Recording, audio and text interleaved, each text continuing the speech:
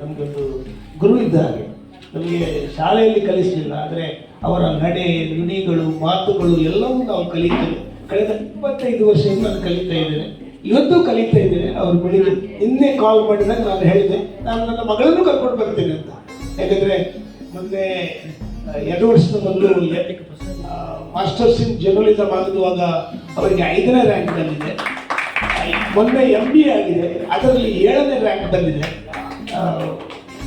ತುಳು ಲಿಪಿ ಕಲೀಲಿಕ್ಕೆ ಅವರು ಇಲ್ಲಿ ಕೂತ್ಕೊಳಿಸಿದೆ ಅಂತ ಹೇಳುವಾಗ ನಮಗೆ ಒಂದು ಬಹಳ ಅಭಿಮಾನವಾಯಿತು.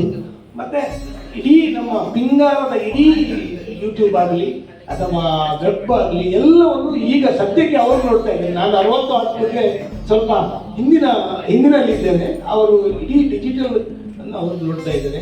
ಇಂಥ ಒಂದು ಅವರ ಪ್ರೋತ್ಸಾಹ ನಮಗೆ ಮಾರ್ಗದರ್ಶನ.